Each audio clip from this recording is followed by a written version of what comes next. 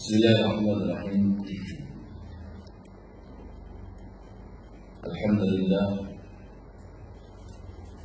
Nahmaduhu wa nasta'inuhu wa nastaghfiruh wa na'udzu billahi min shururi anfusina wa min sayyiati a'malina. Man yahdihillahu fala mudilla lahu wa man yudlil fala hadiya lahu. Asyhadu an la ilaha illallah wahdahu la syarika lahu وأشهد أن محمدا عبده ورسوله صلى الله عليه وعلى آله وأصحابه ومن اتبع بإحسان إلى يوم الدين. يا أيها الذين آمنوا اتقوا الله حق تقاته ولا تموتن إلا وأنتم مسلمون. أما بعد، alhamdulillah, dengan karunia Allah Subhanahu wa taala bahwa khususnya bagi anak sudah sampai ke tempat ini yang sudah direncanakan, walaupun ada keterlambatan yang rencananya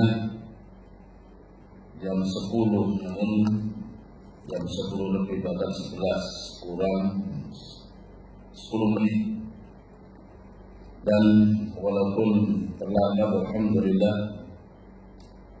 kita dan anak sudah sampai, dikarenakan pula bahwa masih dalam perjalanan tersebut anak masih terbata-bata untuk kesini, belum tahu kondisi dan rute.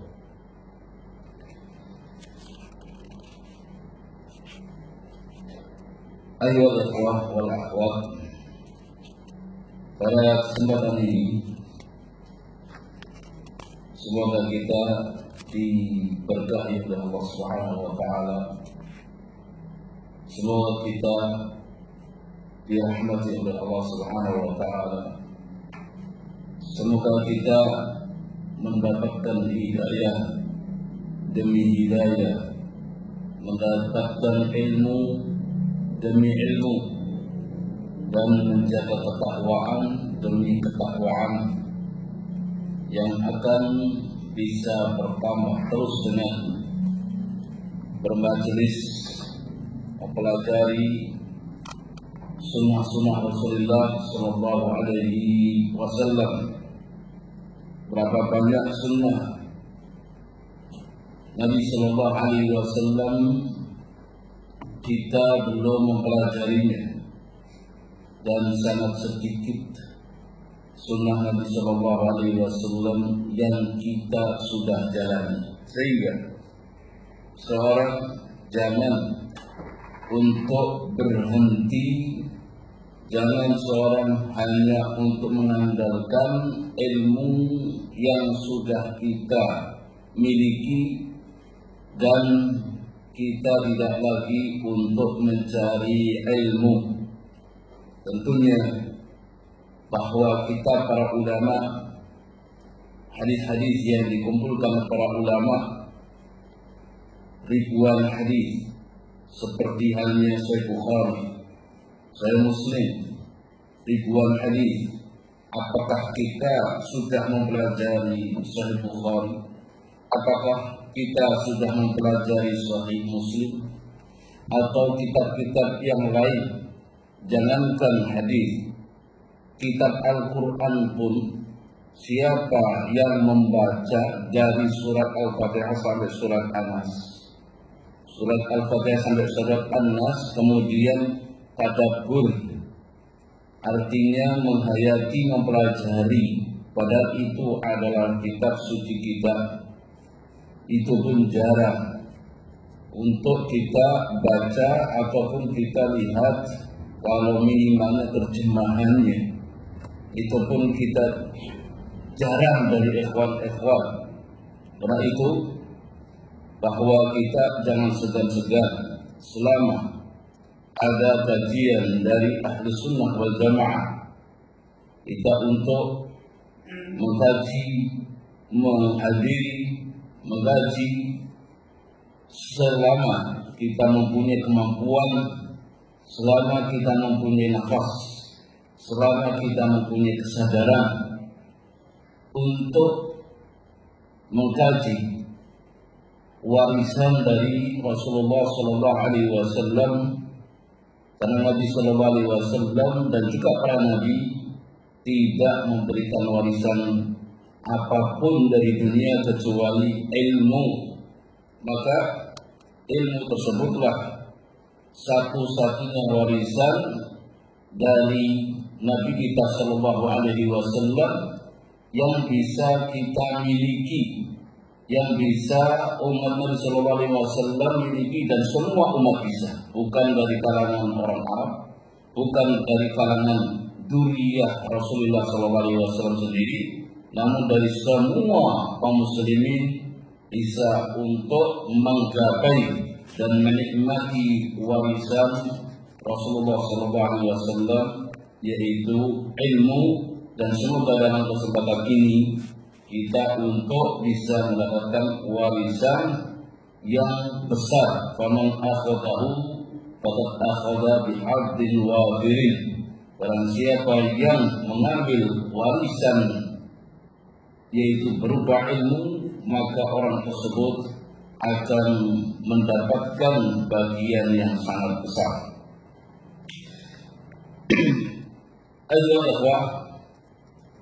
Kesempatan ini kita sebagaimana yang tersebutkan di dalam jadwal, bahwa tema yang kita ambil adalah rasa kasih sayangnya Rasulullah Sallallahu Alaihi Wasallam kepada umatnya.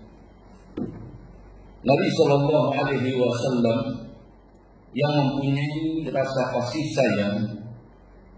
Kalau kita lihat bahwa orang tua itu mempunyai rasa kasih sayang kepada anaknya, seorang suami mempunyai rasa kasih sayang kepada istrinya, seorang kakak mempunyai rasa kasih sayang kepada adiknya. Itu kalau dari kita lihat dari kekeluargaan, bahwa setiap orang mempunyai rasa kasih sayang. Namun rasa kasih sayangnya orang tua kepada anaknya terbatas kepada anaknya. Rasa kasih sayangnya suami kepada istrinya terbatas kepada istrinya. Rasa kasih sayangnya seorang kepada saudaranya terbatas kepada saudaranya saja. Namun kalau rasa kasih sayangnya Rasulullah SAW kepada umatnya itu secara umum tidak terbatas pada keluarganya, tidak terbatas pada kerabatnya, tidak terbatas pada sukunya dan kabilahnya. Namun Nabi Sallallahu Alaihi Wasallam mempunyai rasa kasih sayang kepada siapa yang hidup di zaman Nabi Sallallahu Alaihi Wasallam dan juga kepada orang-orang yang hidup setelah Nabi Sallallahu Alaihi Wasallam. Itulah yang disebut dengan umat Nabi Sallallahu Alaihi Wasallam. Umat Nabi Sallallahu Alaihi Wasallam disebutkan oleh para ulama ada dua bagian. Siapa umat Nabi Sallallahu Alaihi Wasallam? Umat Nabi Sallallahu Alaihi Wasallam ada dua umat, ada dua bagian. Yang pertama adalah umatun dakwah. Umatun dakwah, mereka adalah orang yang berhak untuk mendapatkan dakwah Nabi Sallallahu Alaihi Wasallam, yaitu umat yang orang yang hidup semenjak Nabi Sallallahu Alaihi Wasallam menjadi Nabi dan Rasul sampai pada hari kiamat. Itu disebut umat Nabi Sallallahu Alaihi Wasallam, yaitu umat dakwah. Baik orang tersebut agamanya Muslim, ataukah agamanya Nasara ataupun Yahudi atau agama apapun, kalau dia hidupnya di zaman Nabi Sallallahu Alaihi Wasallam atau setelahnya, disebut umat Nabi Sallallahu Alaihi Wasallam. Yang kedua adalah umat ijabah. Umat ijabah khusus bagi orang yang menerima dakwah Nabi Sallallahu Alaihi Wasallam. khusus umat yang menerima dakwah Nabi Sallallahu Alaihi Wasallam, atau kita lebih sederhanakan yaitu kaum muslimin yang mereka beriman kepada Allah, beriman kepada Rasulullah Sallallahu Alaihi Wasallam, dan itulah disebut dengan umat ijabah. Sekarang kalau ada dua umat, Nabi Sallallahu Alaihi Wasallam itu memiliki rasa kasih sayang kepada umat ijabah ataukah kepada umat dakwah? Maka jawabannya adalah Nabi Sallallahu Alaihi Wasallam memiliki rasa kasih sayang kepada semuanya, yaitu umat dakwah. Dakwah, baik itu adalah kaum muslimin sendiri ataupun orang-orang yang tidak beriman kepada Rasulullah Sallallahu Alaihi Wasallam. Nanti kita akan sebutkan bagaimana Nabi Sallallahu Alaihi Wasallam mempunyai rasa kasih sayang kepada umatnya. Rasa kasih sayang Nabi Sallallahu Alaihi Wasallam tentunya itu adalah bagian rasa kasih sayangnya Allah Subhanahu Wa Taala. Artinya bahwa Allah Subhanahu Wa Taala menurunkan rasa kasih sayangnya kemudian dimiliki oleh makhluk-makhluknya. Sebagaimana Nabi Sallallahu Alaihi Wasallam pernah bersabda dari hadis Abi Hurairah radhiyallahu anhu. Beliau mengatakan, aku mendengar Rasulullah Sallallahu Alaihi Wasallam, Ja'alallahu rahmah mi'ah juz' fa'amsaka indahu tis'ah wa tis'ina wa anzala fil ardi juz'an wahidan. Famin dhalika juz' tatarahamu al-khalaiq hatta tarfa'a ad-dabatu hafiraha an waladaha khasyatan an tusibah. Kata Nabi Sallallahu Alaihi Wasallam, Allah menciptakan rahmah itu ada 100 bagian.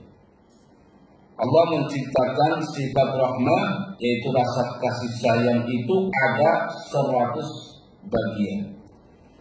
Dan dalam hadis yang lain, inna lillahi mi'ah rahmah.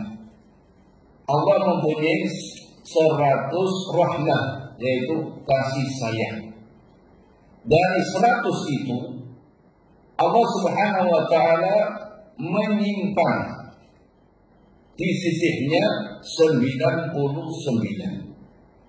Jadi ada 100 yang masih disimpan, itu ada 99, tidak diturunkan di permukaan bumi.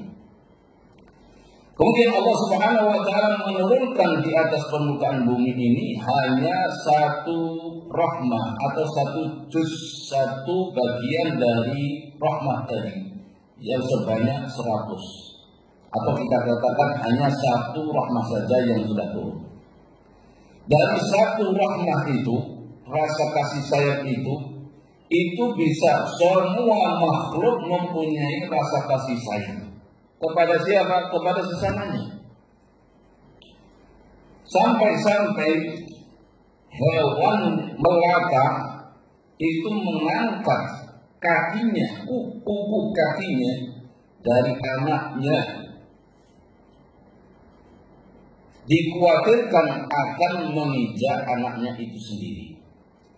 Menunjukkan bahwa rasa kasih sayang yang dimiliki oleh manusia, dan juga bahwa hewan pun mempunyai rasa kasih sayang, itu bagian dari ciptaan Allah Subhanahu Wa Taala, hanya satu rahmah saja. Mulai penciptaan, mulai Allah Subhanahu Wa Taala menciptakan makhluk, itu sudah ada rasa kasih sayang sampai pada hari ini. Jadi manusia mempunyai sifat rasa kasih sayang, begitu juga bahwa hewan pun juga mempunyai sifat rasa kasih sayang. Sampai-sampai kalau ada hewan yang buas, yang suka menerkam, yang dia memakan daging, tapi kalau dia melihat anaknya, sangat dia itu sayang kepada anaknya. Kalau kita lihat singa yang begitu buas, tapi kalau kepada anaknya mencintai dan menyayangi. Semuanya itu adalah bagian dari satu rahmah yang Allah Subhanahu wa taala berikan kepada makhluk, yang Allah turunkan kepada makhluk. Begitu juga rasa kasih sayang Nabi sallallahu alaihi wasallam kepada umatnya, itu adalah bagian dari satu rahmah yang Allah Subhanahu wa taala turunkan kepada atau di permukaan bumi ini. Ayolah ikhwah, salah satu dalil yang Nabi sallallahu alaihi wasallam mempunyai sifat rahmat, dan itu memang tujuan Nabi sallallahu alaihi wasallam diutus. Apa itu? Wa ma arsalnaka illa rahmatan lil alamin, dalam surat Al-Anbiya. Tidaklah kami mengutus kamu, yaitu Nabi sallallahu alaihi wasallam, kecuali rahmatan. Apa rahmatan? Rasa kasih sayang. Lil alamin, kepada semua makhluk yang ada di permukaan bumi. Bahkan disebutkan oleh As-Sa'di rahimahullah dalam tafsirnya bahwa Nabi sallallahu alaihi wasallam diutus sebagai rahmatan lil alamin. Rasa kasih sayangnya kepada semua alam, termasuk manusia, termasuk hewan, dan juga termasuk tumbuh-tumbuhan, bisa merasakan kasih sayangnya Rasulullah sallallahu alaihi wasallam. Rasulullah sallallahu alaihi wasallam mempunyai rasa kasih sayang kepada anak-anak. Sebagai contoh, Nabi sallallahu alaihi wasallam mempunyai rasa kasih sayang kepada anak-anak. Nabi sallallahu alaihi wasallam contohnya, beliau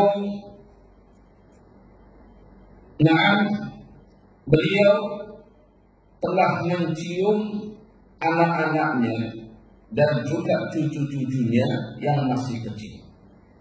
Ini adalah sebagai contoh bahwa rasa kasih sayang Nabi sallallahu alaihi wasallam kepada anak-anak kecil. Ketika itu yang disebutkan oleh Abi Hurairah radhiyallahu anhu, qabbala Rasulullah sallallahu alaihi wasallam Al-Hasan bin Ali wa indahu Al-Aqra' bin Habis At-Tamimi jalisan. Rasulullah sallallahu alaihi wasallam di saat itu mencium Al-Hasan. Al-Hasan itu adalah cucu Rasulullah sallallahu alaihi wasallam, itu anaknya Ali dan Fatimah radhiyallahu anhu.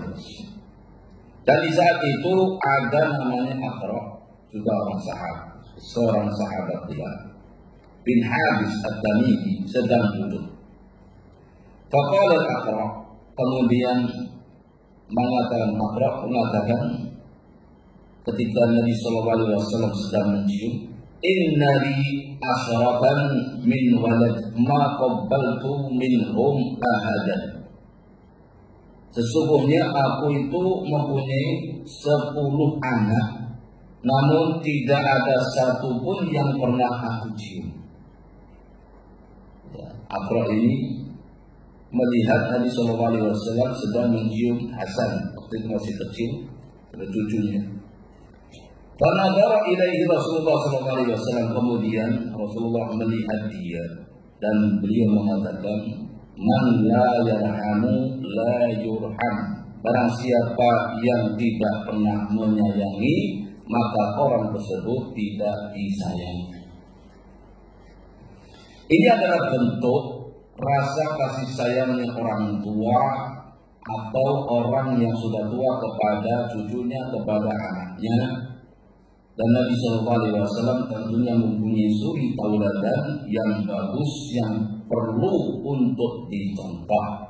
Dan sini menunjukkan bahwa bolehnya orang tua atau kakek mencium cucunya yang masih kecil. Bahkan Abu Hurairah pun ketika ketemu Al-Hasan, beliau juga ikut mencium Hasan, dikarenakan dia telah mendengar dan pernah melihat Rasulullah SAW mencium Al-Hasan. Nabi SAW juga menyarankan sebagai orang tua ataupun orang yang lebih tua, bukan orang tua saja, orang yang lebih tua untuk menyayangi yang lebih muda atau yang lebih kecil, dan yang lebih kecil untuk menghargai yang lebih tua. Nabi SAW mengatakan, "Laisa minna man la yarham saghirana wa ya'rif syarafa kabirana." Nabi SAW mengatakan, bukan dari golonganku orang yang tidak pernah menyayangi anak-anak kecil atau orang yang lebih muda, dan bukan dari golonganku anak yang muda tidak menghargai orang yang lebih tua. Jadi bahwa kita bermuamalah, bahwa kita hidup di suatu tempat, bertemu dengan manusia, orang-orang, pasti mereka akan mendapatkan orang yang lebih tua, dan kita bisa mendapatkan orang yang lebih muda dari kita. Dan kita sebagai umat Nabi SAW, ketika kita mendapati orang yang lebih tua, kita hargai dan kita hormati. Kalau kita mendapati orang yang lebih muda, maka kita untuk menyayanginya. Ayyuhal ikhwah, Nabi SAW pun mempunyai rasa kasih sayang kepada kerabatnya. Mempunyai rasa kasih sayang kepada kerabatnya, walaupun kerabat tersebut adalah orang-orang musyrik. Namun caranya bagaimana untuk menyayangi kerabatnya orang yang bukan dari golongan orang yang beriman. Menyayangi Rasulullah SAW menyayangi orang yang tidak beriman, yaitu dengan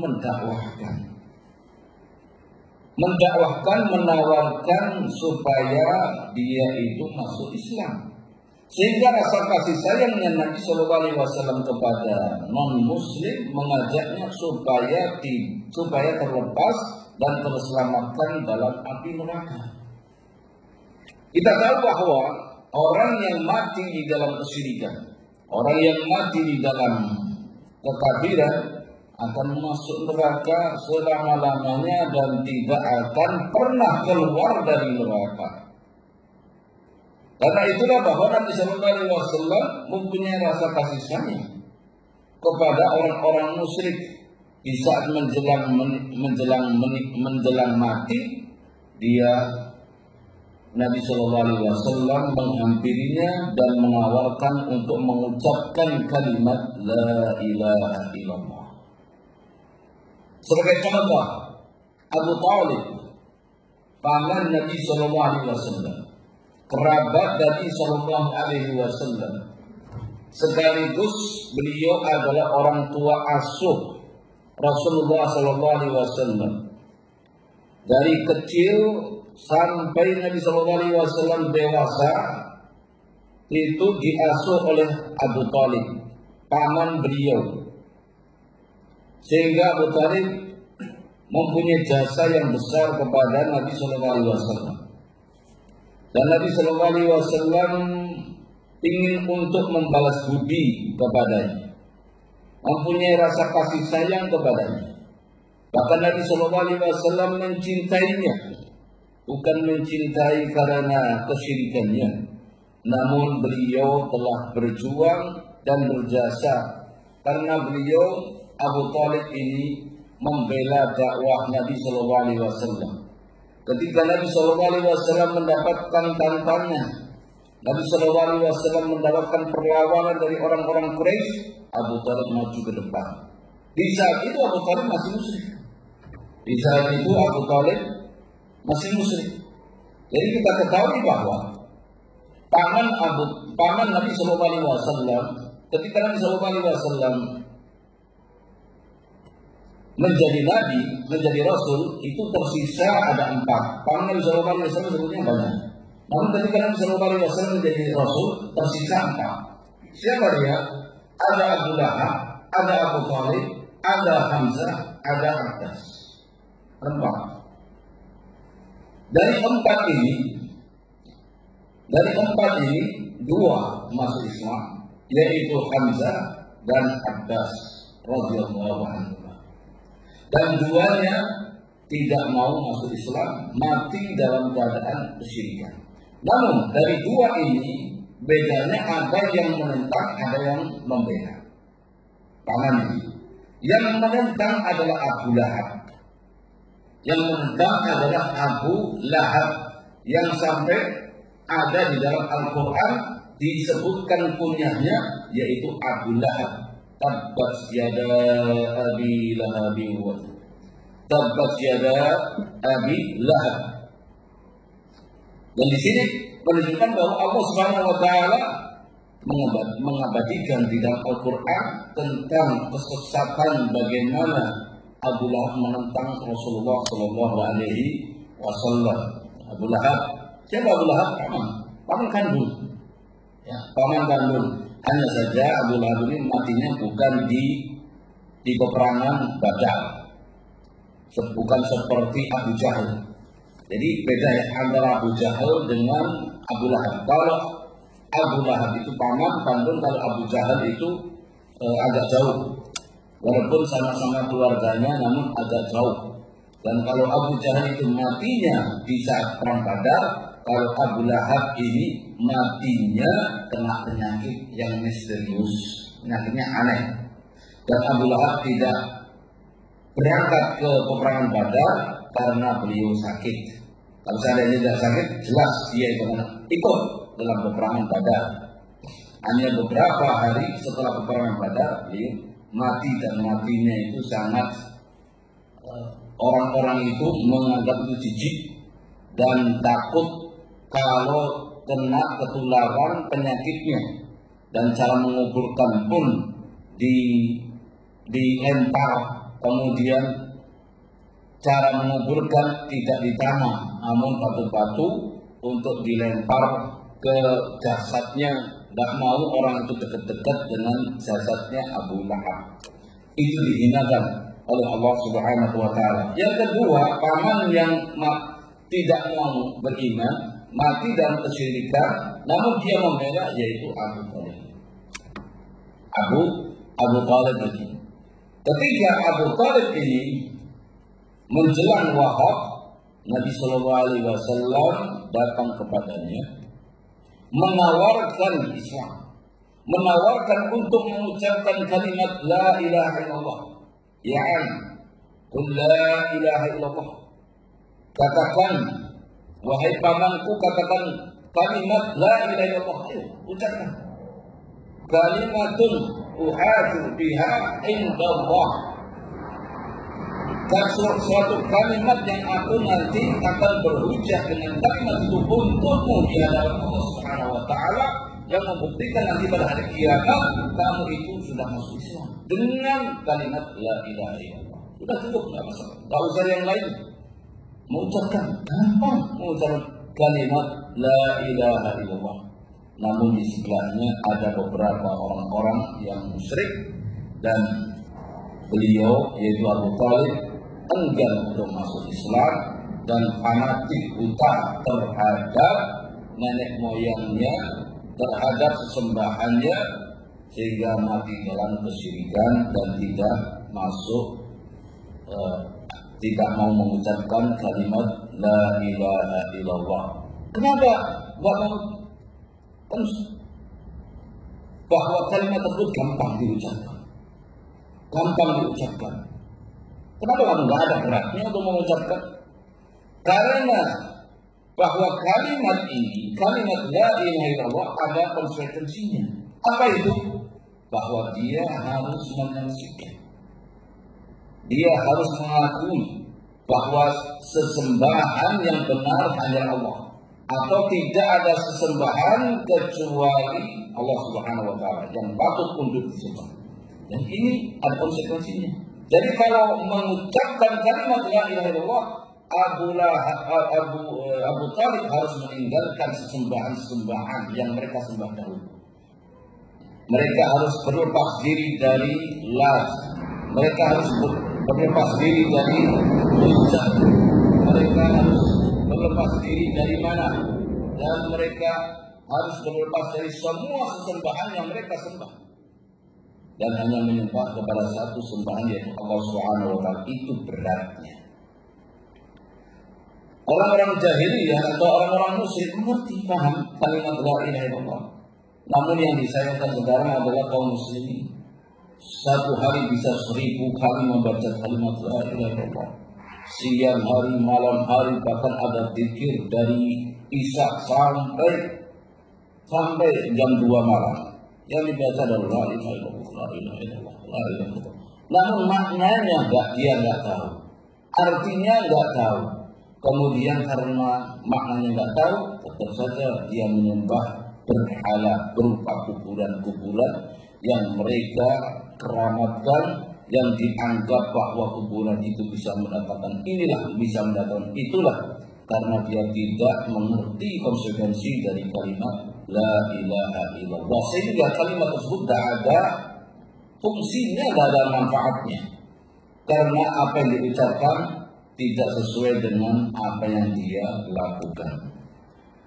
Dan ini adalah salah satu bentuk Nabi SAW sayang kepada umatnya, walaupun dia adalah orang musyrik, yaitu tetap menawarkan kalimat la ilaha illallah, entah itu diterima ataukah tidak. Entah itu diterima ataukah tidak. Jadi seorang itu berdakwah itu targetnya adalah berdakwah. Jangan sampai mengatakan bahwa kita berdakwah kemungkinan enggak diterima, kemungkinan dia tidak mengikuti, sehingga kita mundur cari yang lain. Namun tujuan dakwah kepada siapa saja. Nabi SAW berdakwah bukan kepada orang-orang Arab, bukan kepada ini dan itu, bahkan semuanya orang Quraisy, orang Arab yang bukan orang Quraisy juga didakwahi. Orang Madinah didakwahi, orang Taif didakwahi, entah terima ataukah tidak. Jangan sampai seorang itu dakwahnya hanya mentargetkan orang-orang yang mau diajak. Jadi orang-orang yang kadang-kadang pikiran kita atau perkiraan kita, itu mungkin nggak mau untuk masuk sunnah atau masuk Islam, udah nggak usah didakwah. Padahal kalau kita berdakwah, ternyata dia itu malah ada masuk Islam. Dan orang yang kita dakwahi, yang kita yakini atau kita perkirakan itu bisa mengikuti kita, malah dia yang menentang. Sebagaimana Nabi SAW juga berdakwah kepada tokoh-tokoh Quraisy, berdakwah kepada tokoh Quraisy.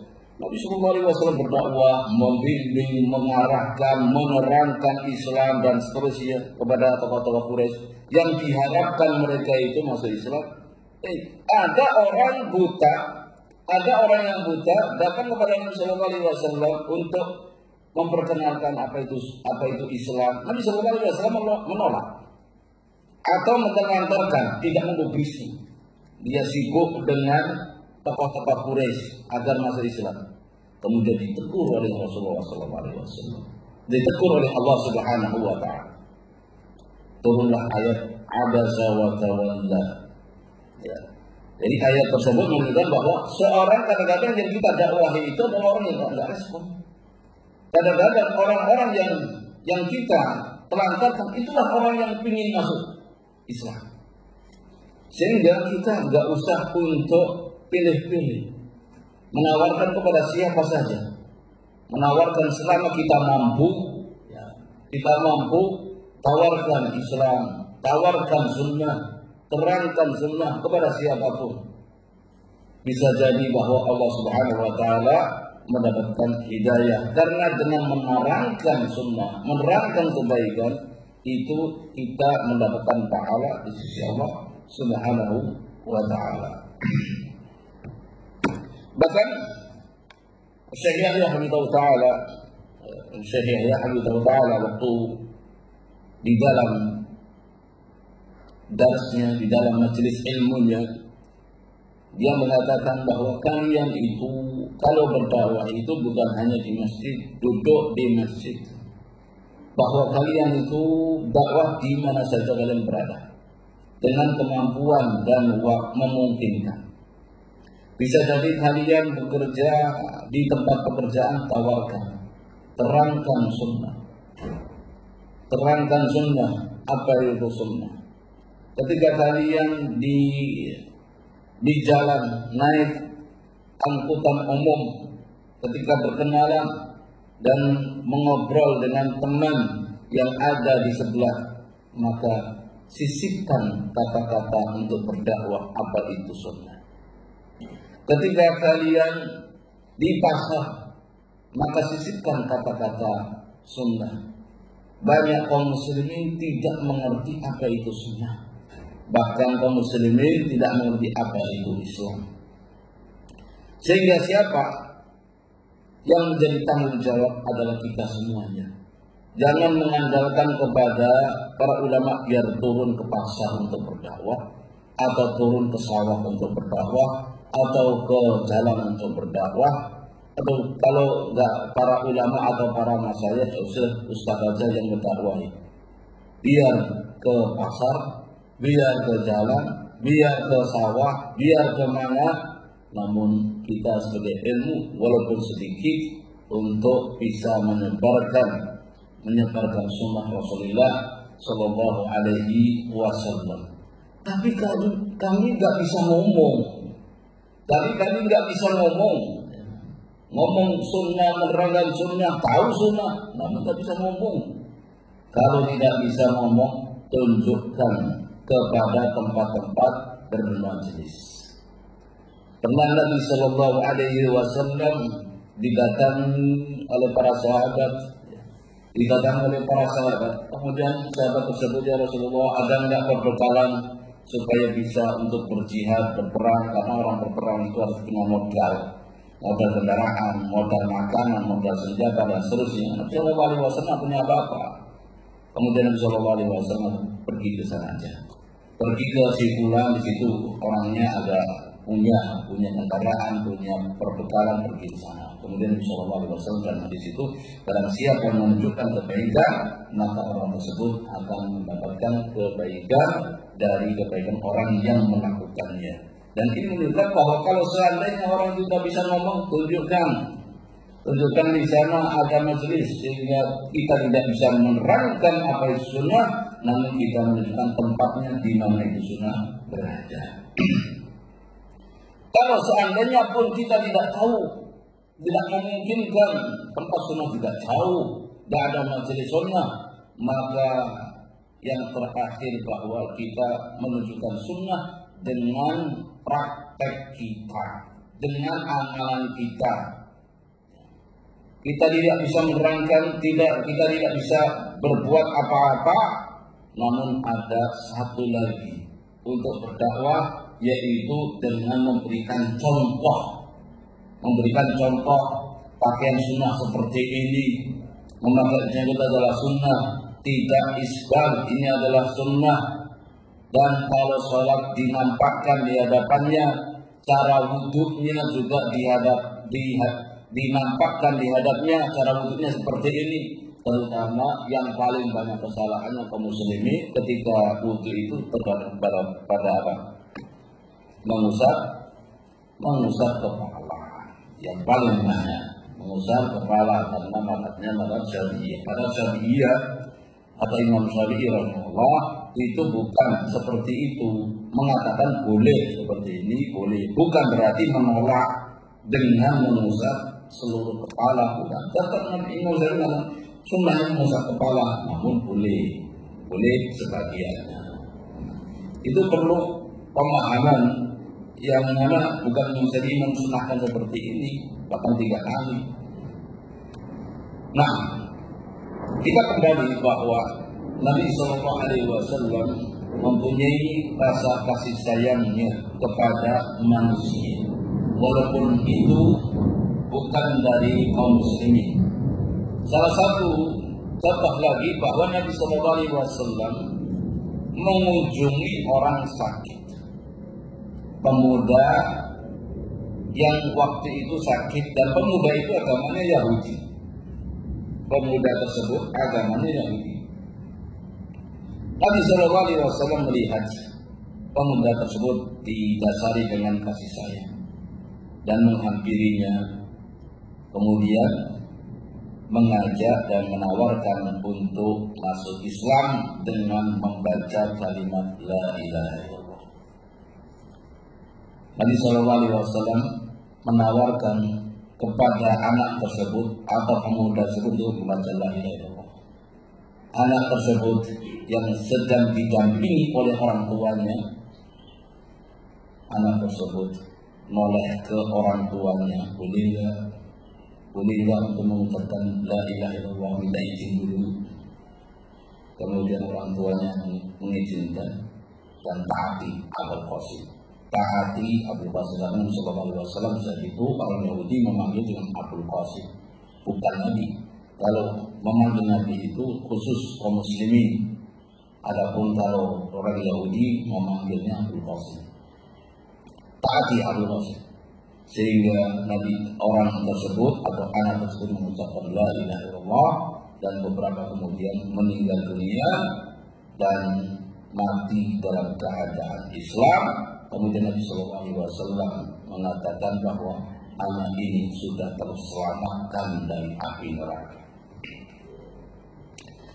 Nabi SAW juga menyayangi hewan. Ada rasa kasih sayang kepada hewan.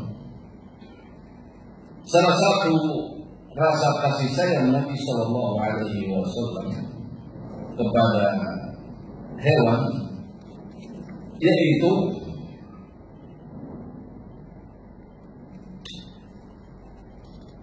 Nabi SAW menyarankan kepada kita untuk menyembelih. Wa idza dzabhtum fa ahsinu dzibhah. Nabi SAW mengatakan kepada kita, apabila kamu menyembelih hewan, maka sembelihlah dengan baik. Menyembelih hewan boleh, bukan menganiaya, karena kita juga butuh kepada hewan tersebut untuk disembelih. Menyembelih ayam, menyembelih kambing, menyembelih sapi dari hewan-hewan yang dihalalkan. Namun caranya menyembelih hendaknya dengan yang bagus. Bagaimana caranya? Yaitu untuk ditajamkan pisaunya sebelum digunakan menyembelih. Ditajamkan. Supaya apa? Supaya tidak menyakitkan hewan itu. Ini adalah bentuk-bentuk Nabi SAW mempunyai rasa kasih sayang kepada hewan. Tidak boleh untuk menyakiti. Yang satunya dengan menyembelih dengan pisau yang tajam, yang satunya dengan gergaji. Gergaji ini sangat menyakitkan. Bisa memotong kayu, bisa memotong apa. Namun kalau untuk menyembelih jangan digunakan, karena itu menyakitkan. Dan juga daging-dagingnya akan tercecer kemana-mana. Kita aja kalau kena gergaji dengan pisau yang tajam, nggak terasa kalau kita itu kenapa luka. Tiba-tiba luka keluar darah. Kenapa? Kena pisau tajam. Kalau kita kena gergaji sedikit saja, bahkan nggak sampai keluar darah, itu sudah sangat sakit. Sangat sakit. Itulah bahwa kalau seandainya kita menyembelih untuk ditajamkan pisaunya dan supaya hewan tersebut menjadi tenang dan tidak merasakan sakit tiba-tiba mati. Sebagai contoh yang lain bahwa Nabi Shallallahu Alaihi Wasallam pernah mendatangi pohon kurma atau onta, karena Nabi Shallallahu Alaihi Wasallam sebelum itu beliau melihat ada seekor unta, dan Nabi Shallallahu Alaihi Wasallam mendatangi unta tersebut. Tiba-tiba unta tersebut mengeluarkan air mata dan meraung-raung. Untanya mengeluarkan air mata dan meraung-raung, ada suaranya, seolah-olah bahwa unta tersebut kesakitan. Sehingga Nabi Shallallahu Alaihi Wasallam mengatakan, siapa pemilik unta ini? Siapa pemilik unta ini? Kemudian datanglah seorang pemuda dari Ansor. Ya Rasulullah, aku yang memiliki unta ini. Ya Rasulullah, aku yang memiliki unta ini. Kemudian dinasihati oleh Nabi Shallallahu Alaihi Wasallam.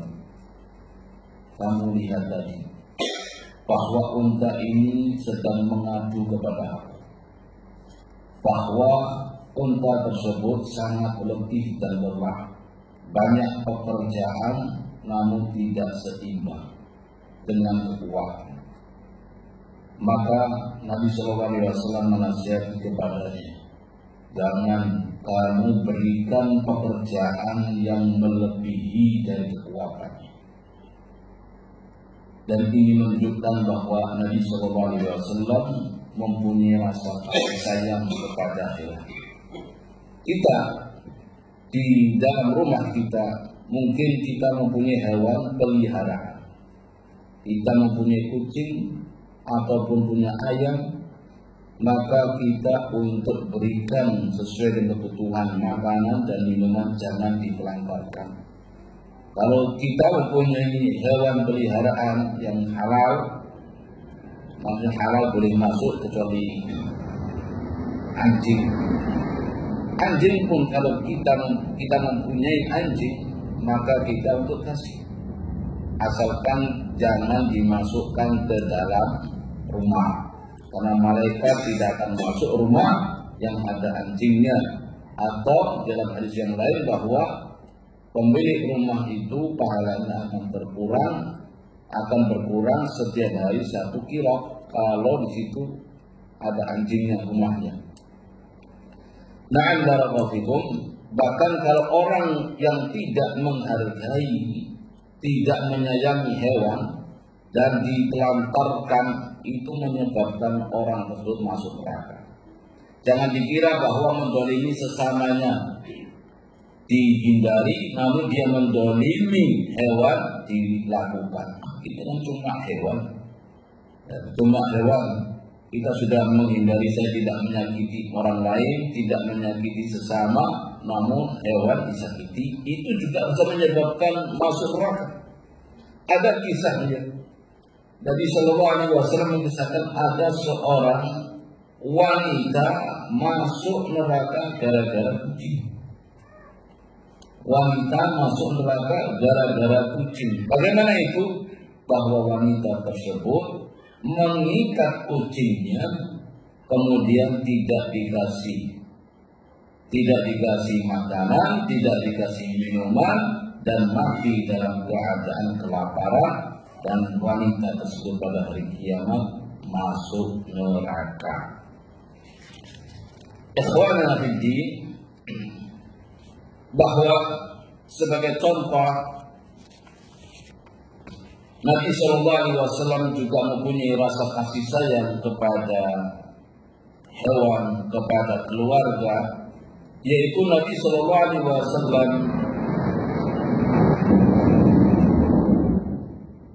melarang kita untuk mendoakan kejelekan kepada siapapun dari keluarga kita.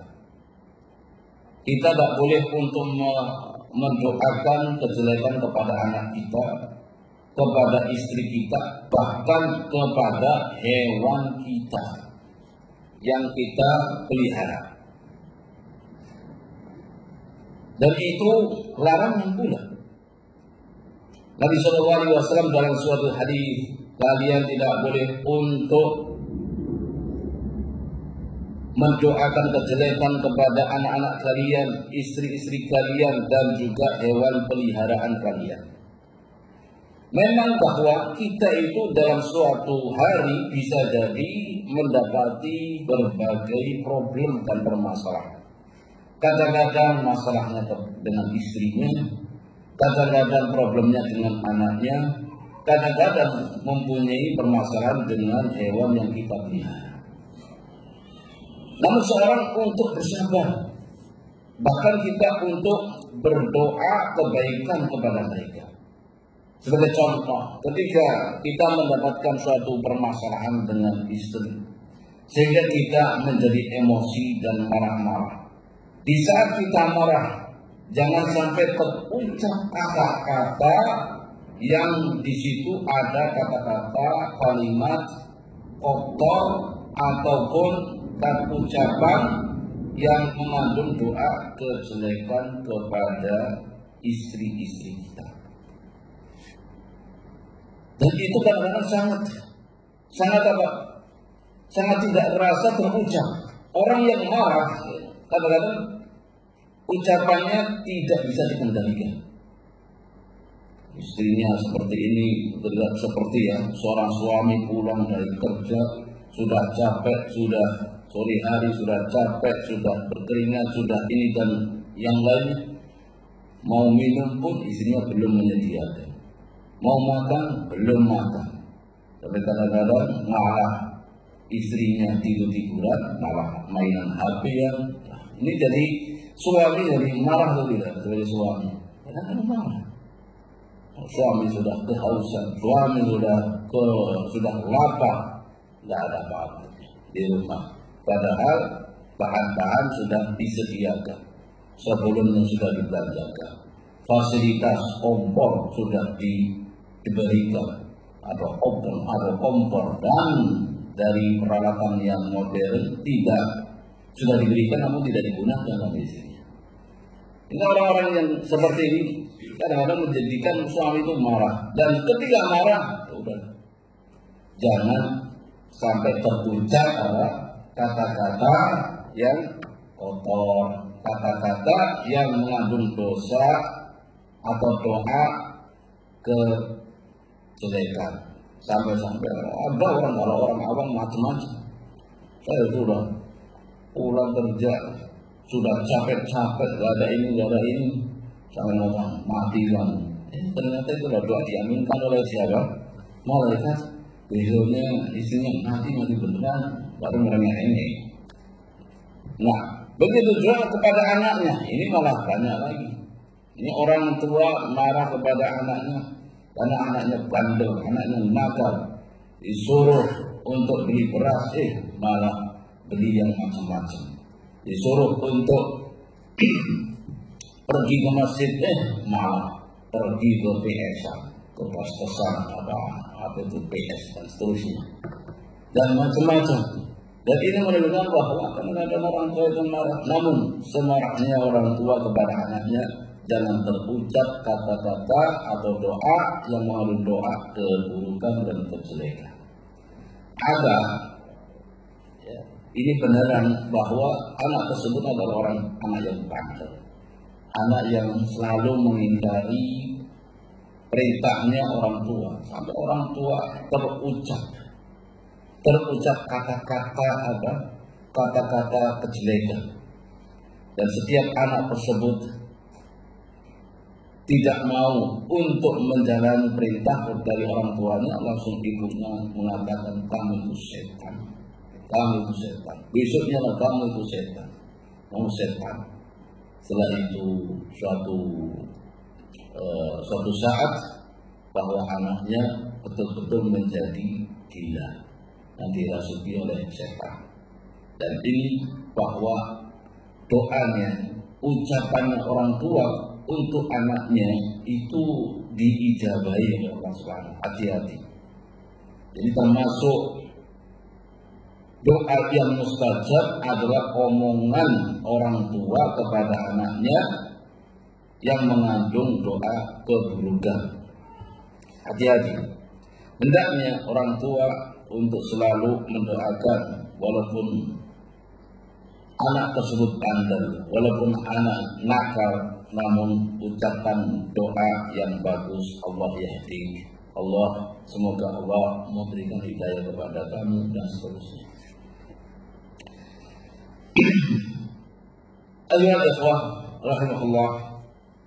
Kemudian Nabi sallallahu alaihi wasallam mempunyai rasa kasih sayangnya kepada orang-orang yang beribadah, orang-orang yang beribadah kepada Allah Subhanahu wa ta'ala. Sebagai contoh, Nabi sallallahu alaihi wasallam mendoakan orang yang salah satunya atau suami istri yang membangun rumah tangganya dengan ketaatan kepada Allah Subhanahu wa ta'ala. Apa itu? Lihatlah dari hadis Abi Hurairah radhiyallahu anhu. Qala Rasulullah sallallahu alaihi wasallam, rahimallah rajulan qama minal laili fa shalla thumma ayqadha imra'atahu fa shallat. Allah merahmati, memberikan kasih sayang kepada seorang laki-laki yang dia melakukan sholat malam. Dia bangkit dari tidurnya di malam hari dan sholat malam. Setelah itu dia membangunkan istrinya, membangunkan istrinya supaya ikut sholat sehingga istrinya juga sholat malam. Fa'in abad nadhaha fi wajhihal ma. Apabila istrinya itu enggan untuk bangun, maka suami tersebut menyiramkan ke air di wajahnya. Berani enggak sebagai seorang suami sebagaimana hadis tadi dirahmati oleh Allah Subhanahu wa taala? Suami terlebih dahulu ini bangun tidur di malam hari sholat, kemudian membangunkan istrinya untuk apa? Untuk sholat. Kalau istrinya nggak bangun-bangun, dia apa? Siram. Siram air. Namun di sini Allah Subhanahu wa taala merahmati suami tadi. Nah, kita lanjutkan dulu. Wa rahimallahu imra'atan qamat minal laili fa shallat thumma ayqadat zawjaha fa shallat fa in aba nadhahat fi wajhil ma. Allah merahmati seorang perempuan, jadi istrinya. Dia bangun dari tidurnya di malam hari, kemudian dia sholat malam. Setelah itu membangunkan suaminya untuk sholat. Apabila suaminya itu enggak bangun-bangun, maka istrinya yang menyiramkan air di wajahnya. Sekarang berbalik. Allah merahmati istrinya karena dia sudah bangun malam dan membangunkan. Jadi ini berani enggak seorang istri untuk menyiramkan kepada suaminya yang tidak sholat malam. Namun lihatlah dalam hadis ini bahwa Allah Subhanahu wa taala merahmati, dan itu juga doa Rasulullah SAW, merasa kasih sayangnya kepada orang yang melakukan ibadah, baik istrinya ataupun suaminya. Kita praktekkan, kita lihat keluarga kita itu yang sering itu yang mana? Suaminya dulu yang sholat malam ataukah istrinya dulu yang sholat malam? Kita untuk melihat diri kita sendiri, atau apa? Malah dua-duanya nggak sholat malam. Ini yang perlu disayangkan. Istrinya tidak, suaminya tidak, bangun-bangun sudah adzan subuh, itu masih mending. Ya, yang sayang pula apa? Tidak sholat malam, adzan subuh tidak kedengaran, malah bangun-bangun sudah matahari terbit, itu yang disayangkan. bukan orang yang disayang, tapi disayangkan. Ayyuhal ikhwah rahmatullah. Dan juga zuhur sampai jam berapa? Jam 12 ya, masih 10 menit lagi. Baik. Kemudian hadis yang terakhir sebagai rasa kasih sayangnya Rasulullah SAW kepada umatnya, kata Nabi SAW mengatakan, "Mathali wa mathalukum kamathali rajulin istawqada naran faja'ala al-janadi wal farasu yaqa'na fiha wa huwa yadubbuhunna anha fa ana akhidun bi ujazikum an nar wa antum tafallatuna min yadayhi."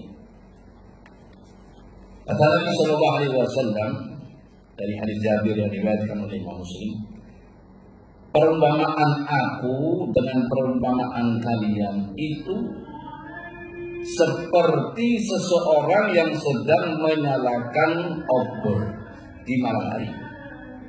Malam hari, ada api. Entah itu obor atau semisalnya, yang penting menyalakan api. Kemudian serangga-serangga dan laron-laron hewan malam, dia itu ingin untuk masuk ke dalam api tersebut. Kalau kita lihat bahwa kalau hewan tersebut akan masuk ke dalam api itu akan membakarnya atau tidak? Akan membakarnya. Kalau kita sekarang itu nggak usah pakai api, namun lampu ya, lampu. Kalau musim larang kita nyetel lampu, larang itu langsung kemana itu? Ke lampu. Larang-larang itu akan mengelilingi lampu, mendekat ke lampu. Ya mungkin lampu tidak panas. Tapi ini lihat, ini api. Kalau larang tersebut masuk ke api, jelas akan terbakar. Sedangkan orang tersebut berusaha untuk menahan, berusaha untuk mengusir, berusaha untuk menghalangi larang-larang tadi supaya tidak terkena api. Ya, tidak terkena api. Lihat, kata Nabi Sallallahu Alaihi Wasallam. Dan aku sekarang ini sedang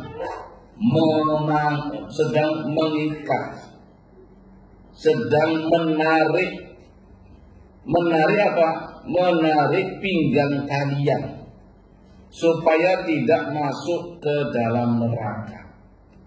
Jadi ibaratnya bahwa umat Nabi SAW itu seperti serangga yang nggak tahu tentang mara bahaya.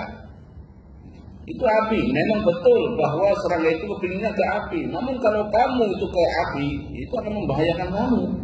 Itu bukan makanan kamu, membahayakan kamu.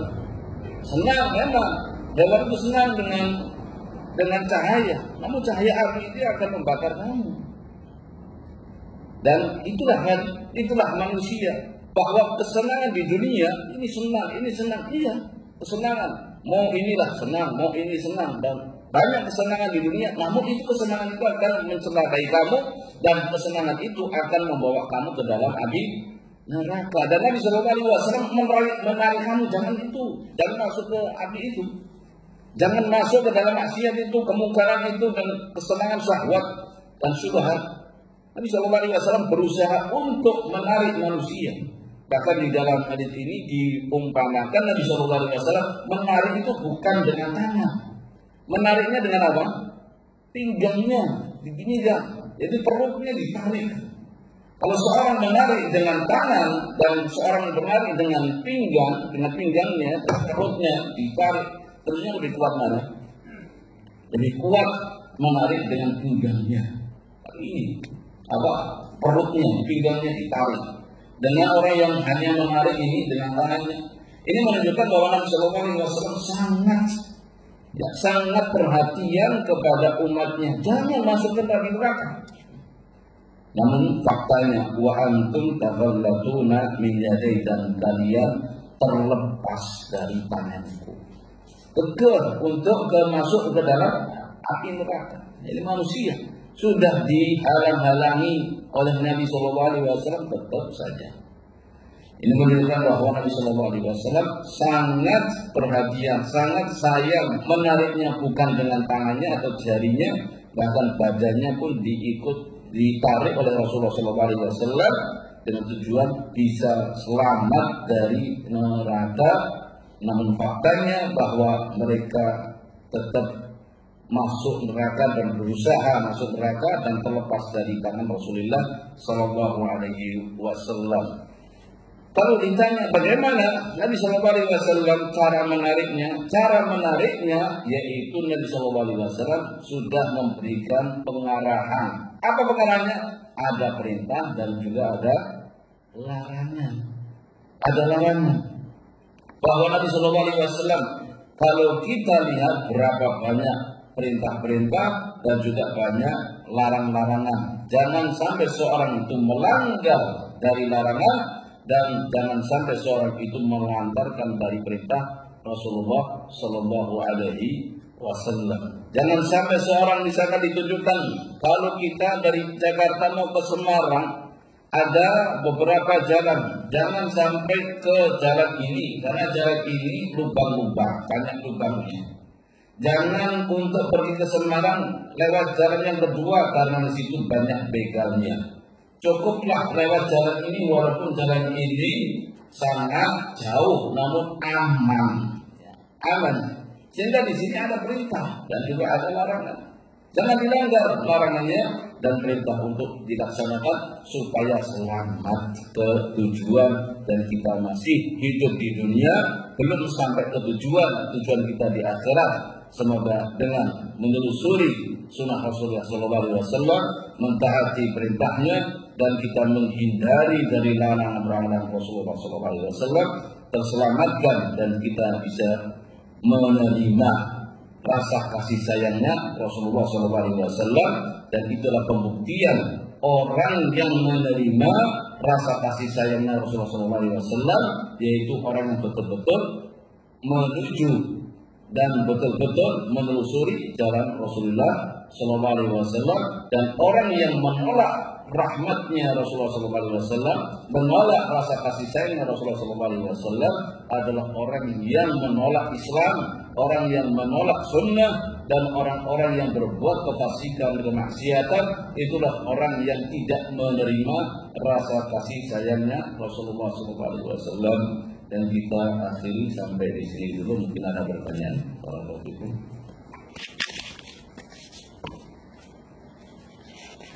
Kalau kita tidak ada, maka kita